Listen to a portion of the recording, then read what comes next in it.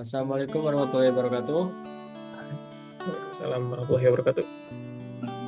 Kami dari kelompok 7 kelas MN22M akan mempresentasikan hasil kelompok kami mata kuliah rencana bisnis yang diampu oleh Bapak Rodi Fauzi SEMM, yang dimana kami membuat perusahaan yang bernama Perusahaan Sejahtera Sentosa. Baik, untuk mempersingkat waktu, mari kita mulai.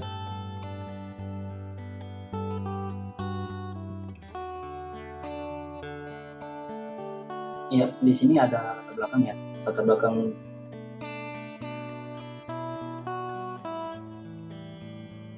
perusahaan ini adalah karena limbah medis yang berbahaya bagi pencemaran lingkungan dan penyebab sampah berkurang. Cara reparasi.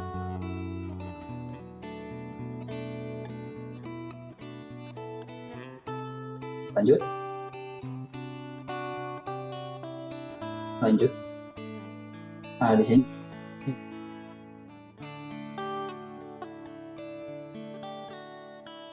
ada profil perusahaan dari yang berlokasi di Karawang, Jawa Barat. Perusahaan Sukses Sejahtera merupakan perusahaan yang bergerak bidang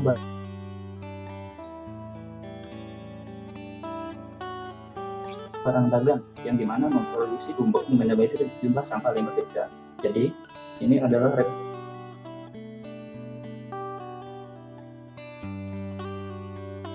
lebih tepat ke reparasi ya.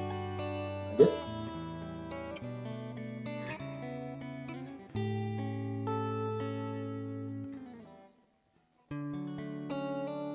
Ya, di sini ada visi dan misi perusahaan tersebut. Visinya adalah menjadi perusahaan adalah memperkenalkan hasil produk dan kualitas baik, menjalin kerja seru. Yang ketiga, membuatkan semua barang limbah beda. Jadi semua itu dikelola melalui barang-barang bekas itu mereka reparasi.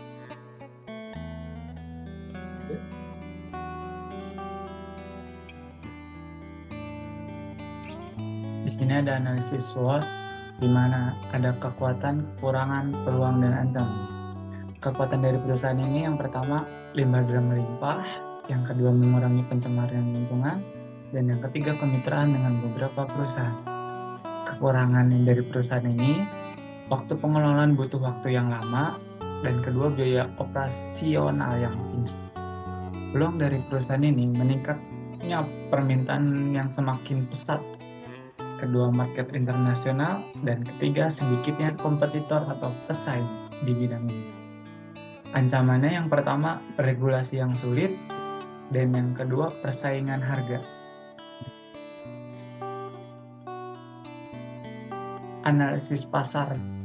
Perusahaan sekarang banyak yang menggunakan drum sebagai produksi maupun sebagai tempat sampah. Maka dari itu kebutuhan drum semakin meningkat berjalannya waktu, dan karena bertambahnya juga perusahaan-perusahaan baru.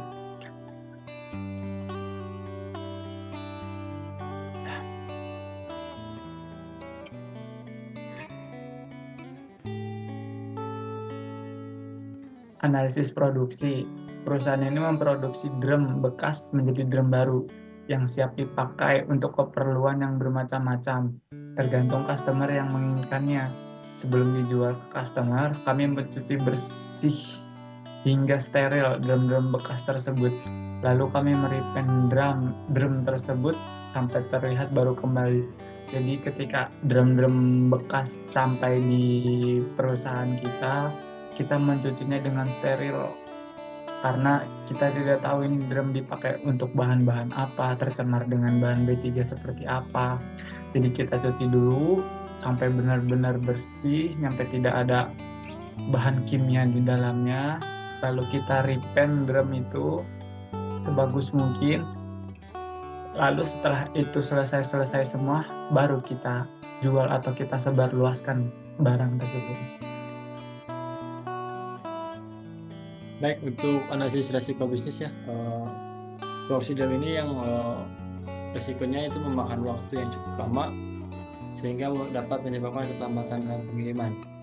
Karena di sini untuk recycle atau reparasi drum sendiri cukup banyak ya tahapan proses produksinya, dari mulai pembersihan B3-nya itu sendiri, terus ada di pembakaran, ada repaint atau pengecetan ulang, terus pembelian drum bekas yang susah untuk direparasi ataupun yang sudah tidak bisa direparasi yang mengakibatkan kerugian. Nah, dalam pembelian drum bekas ini tidak semua drum bekas yang kami perusahaan beli itu bisa semuanya direparasi.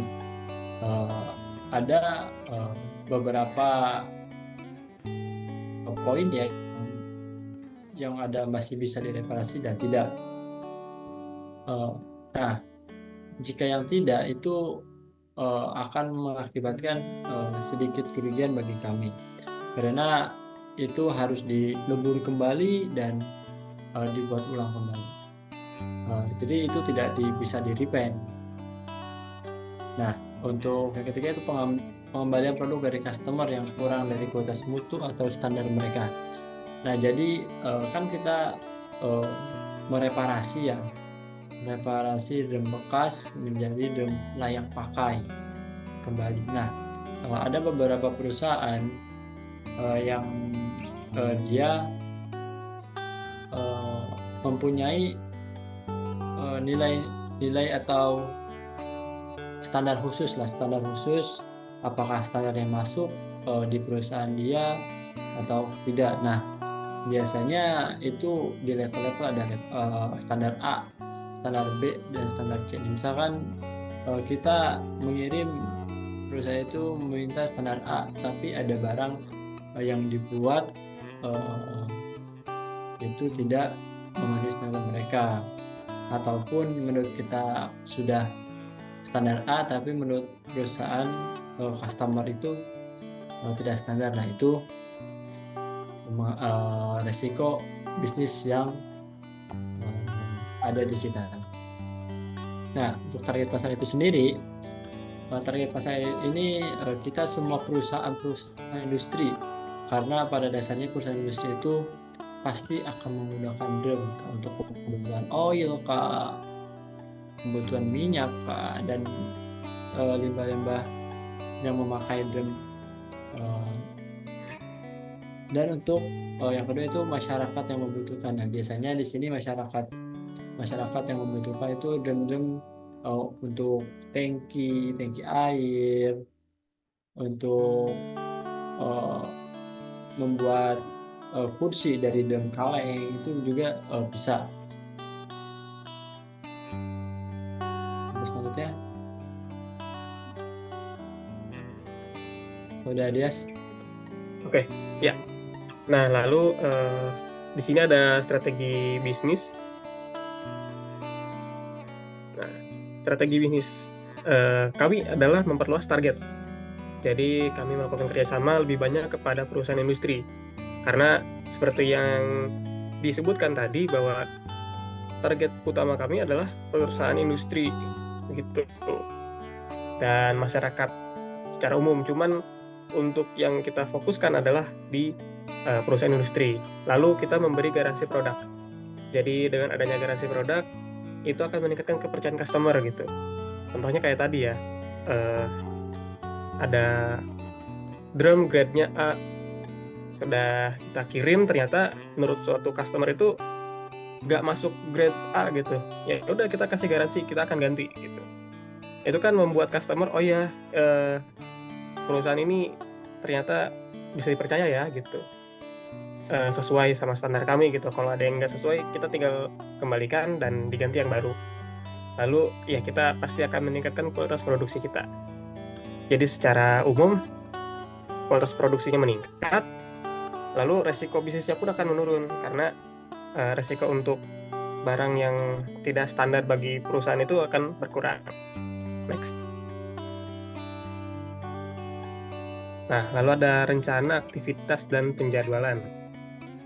Nah, rencana aktivitas kami Kami ini akan melakukan tender kepada perusahaan besar dan akan memberdayakan sumber daya manusia yang berkualitas dan melakukan penjualan secara online melalui sosial media.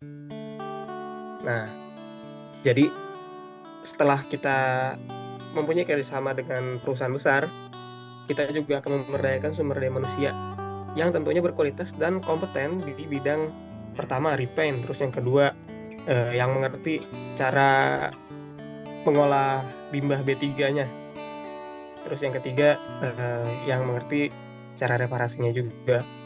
Lalu untuk penjualan kita juga akan melakukan secara online melalui sosial media yang mana akan meraih ke berbagai macam customer gitu. Jadi rencana penjadwalannya adalah bulan pertama kita melakukan survei kepada supplier, terus yang keduanya menentukan harganya. Nah, kita harus melakukan survei dulu nih bahan baku drumnya, terus kita tentuin harganya, harga jualnya ya. Lalu bulan kedua, yang pertama pembuatan proposal untuk tender, terus yang keduanya ada pembuatan website sosial medianya. Nah, jadi website sosial media itu ya kenapa kita buat, karena kalau kita jual di e-commerce pada umumnya itu mungkin kurang terlihat profesional bagi customer kita yang mana perusahaan besar gitu. Jadi kita perlu membuat website media sosial yang lebih terlihat profesional gitu, biar lebih percaya. Nah, lalu di bulan ketiga, yang pertama kita ada pengajuan proposal. Kita mengajukan proposal kita, lalu kita promosi di media sosial. Nah, untuk promosinya kita bisa promosi di berbagai macam platform seperti Instagram, Facebook, TikTok, dan lain sebagainya. Oke, next.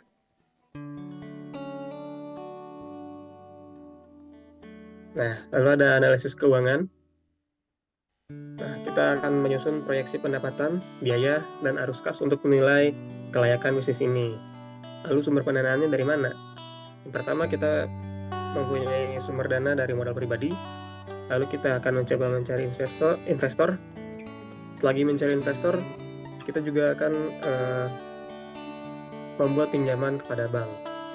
Ya, jadi kurang lebih seperti itu. Silakan Baik. ditutup.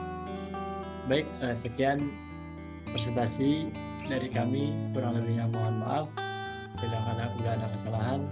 Wassalamualaikum warahmatullahi wabarakatuh. Waalaikumsalam warahmatullahi wabarakatuh.